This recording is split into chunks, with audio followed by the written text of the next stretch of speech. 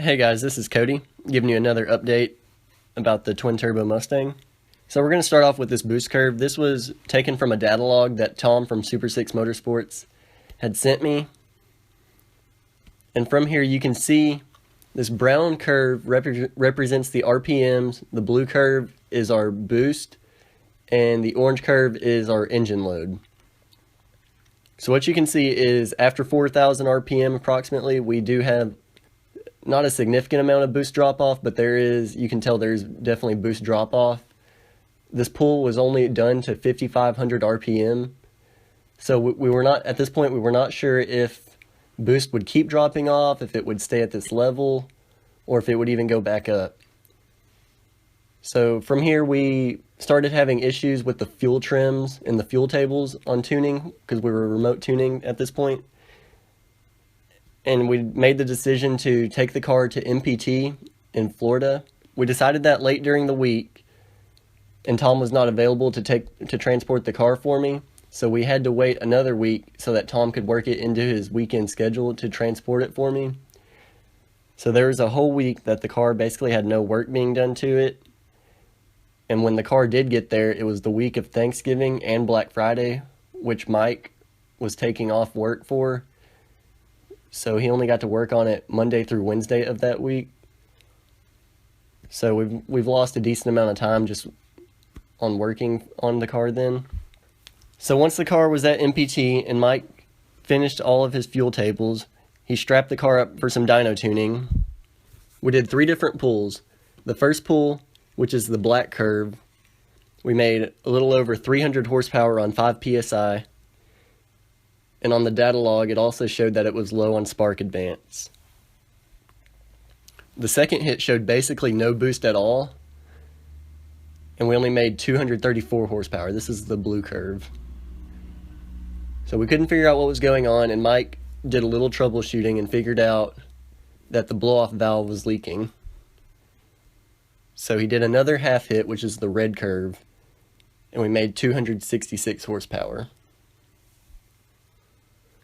So we determined that the blow-off valve was leaking because the spring inside the blow-off valve did not match the engine vacuum.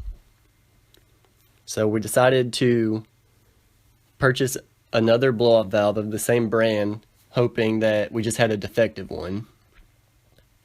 Well, we got the new one, and it still leaks for same issue. The spring didn't match the engine vacuum. So also on this chart, ignore the air-fuel ratios at the bottom because the data log used a wideband lambda, which basically means the dyno didn't read any of the air fuel ratios. So, but from these curves we can see that the torque is very similar to a ProCharger, but it makes it much sooner. This is good and bad at the same time. It's good because it'll make for a fun driving car and be a lot quicker down low.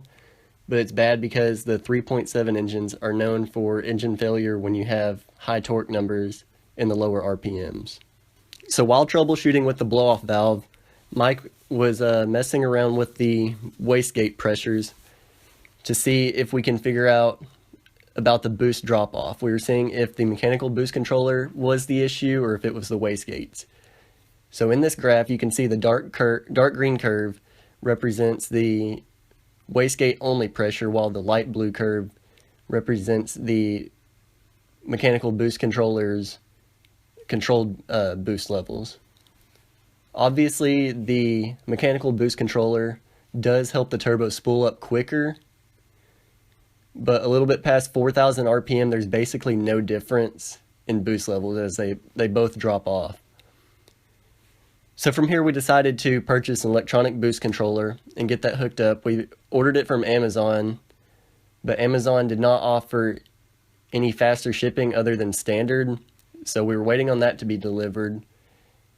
It took about 3 days to get delivered. It just came in 2 days ago, and since then we have also just determined to buy a new blow-off valve and go with the Turbo Smart brand rather than Jodair. So at this point we're still waiting on this to be delivered. It's supposed to be here either tomorrow or the next day. And then once that gets delivered, that's when we can get back into the tuning process. Right now we are kind of at a standstill. So the boost drop off is due to the wastegates being designed to work with the factory electronic boost controllers, and those vary the airflow, which allows it to not dump all the boost past a certain RPM. Knowing this is also why we just went ahead and determined to go ahead and get an electronic boost controller, because the turbos were factory designed to work with an electronic boost controller. After all this, Mike decided to put the car on the dyno for a little more dyno time, and so far our current best has been 336 horsepower and 353 pound-feet of torque. So this was performed on 93 octane, and at 4,000 RPM is when we made our peak torque of 353, and this was with 8 pounds of boost, and it's good for 268 horsepower, which is about the same as a Pro Charger at this RPM. But with our boost drop off by 6,500 RPM, we're only making 242 torque at 6 PSI, which is about 300 horsepower. If you compare this to a Pro Charger at 6,500 RPM, a Pro Charger makes 10 PSI for about 400 horsepower. So on this graph, you can see the comparison between my car, an F-150 EcoBoost, and Super 6 Motorsports Pro Charge car. The Pro Charge car is the pink curve, the yellow curve is my car, and the blue curve is the F-150 EcoBoost. What's kind of cool about this is we are making about the same power right now as an EcoBoost truck, and we are only using about half the boost pressure. We're using 8 pounds of boost for this power output, and a truck is using about 15 pounds of boost for that. So if we're planning to run about 10 pounds of boost or so, we hope to see just more gains all over the curve. At this point, Mike gave me a list of his concerns. The main one is, can we hold boost until redline without any of it dropping off? He's concerned that the air filters that we installed might be too small and could be restricting the intake and airflow. And he's wondering if we can also increase the preload on our wastegate actuators to help with boost.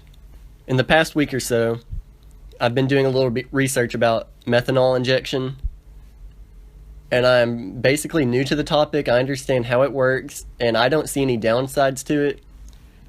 So what I'm wondering from you guys is if any of you have any kind of insights on this or any experience with methanol injection, I'd appreciate any inputs, because for me, I see it as it will make the engine safer for lower inlet air temperatures, and on top of that, it does give you more power.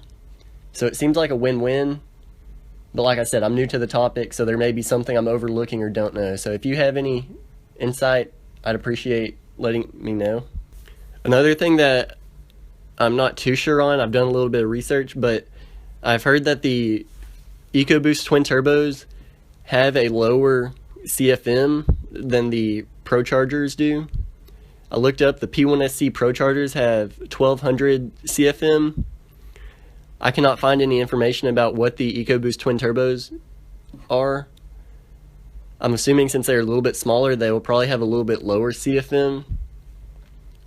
So I'm wondering, we may be able to run a little bit more boost than our Pro Charger safely.